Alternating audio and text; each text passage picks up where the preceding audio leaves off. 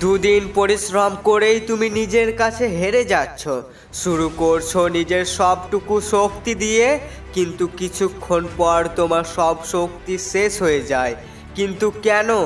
আমি জানি যে জীবনে পরিশ্রম করাটা অনেক দরকার, আমরা জানি যে এটা আমাদের দায়িত্ব, কিন্তু সব কিছু জানার পরেও কেন আমরা পরিশ্রম করি না? তুমি নিজেই নিজেকে 3টা প্রশ্ন করো। নাম্বার 1, তুমি কে? নাম্বার 2, তুমি কি করতে চাও? নাম্বার 3, যেটা তুমি করতে চাও সেটার জন্য তুমি কতটুকু পরিশ্রম করে নিয়েছো? এই 3টা প্রশ্ন তুমি রোজ নিজেকে জিজ্ঞেস করিও।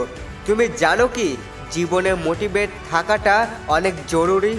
যদি তুমি মোটিভেট না থাকো তাহলে তোমার কোনো কাজ শুরু করার হিম্মত থাকবে না।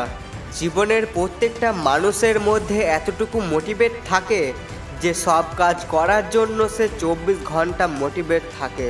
একে বলে ভেতরের সফলতার জন্য আগুন লেগে থাকা। সে পাগল হয়ে থাকে কিছু করার জন্য, আর সে আগুন হচ্ছে দায়িত্বের আগুন। চলো তোমাকে আমি কিছু মনে করিয়ে দিই যে তোমাকে জীবনে সফল হওয়া কেন দরকার। নিজের জন্য না তোমার মা বাবার জন্য? তোমার মা বাবা তোমার উপরে ভরসা করে বসে আছে, আর সেই ভরসা তোমার দায়িত্ব। কাল তোমার এই কথায় সিদ্ধান্ত হবে যে তুমি আজ কি করছো। কেউ একজন বলেছেন, যদি তুমি উড়তে না পারো তাহলে তুমি দৌড়াও, যদি তুমি দৌড়াতে না পারো তাহলে তুমি চলো, যদি তুমি চলতে না পারো তাহলে তুমি হামাগুড়ি দাও। কিন্তু যেমন করেই হোক তুমি এগিয়ে যাওয়ার চেষ্টা করো। জীবনে কখনো থেমে যেও না, কারণ যেসব মানুষ থেমে যায় তার ভাগ্য এবং তার উন্নতি সেগুলোও থেমে যায়। যেসব মানুষ নতুন কিছু শেখে না এবং যেসব মানুষ কোনো ইনফরমেশন নেয় না, তারা জীবনে কিছু না অর্জন করতে পারার কারণে তারা সব সময় আফসোস করতে থাকে। জীবনে তোমাকে চলতে তো হবেই, যেমন করেই হোক তুমি শুধু এগিয়ে যাও।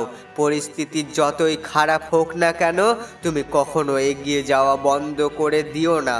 তুমি শুধু চলতেই থাকো, এটাই তোমার দায়িত্ব, আর এটাই তোমার জন্য সব থেকে প্রয়োজন।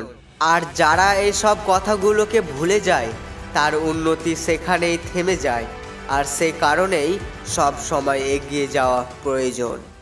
এখনও যদি তুমি তোমার ভাইয়ের চ্যানেলটিকে সাবস্ক্রাইব না করে থাকো তাহলে ভালোবেসে তুমি তোমার ভাইয়ের চ্যানেলটিকে সাবস্ক্রাইব করে নাও।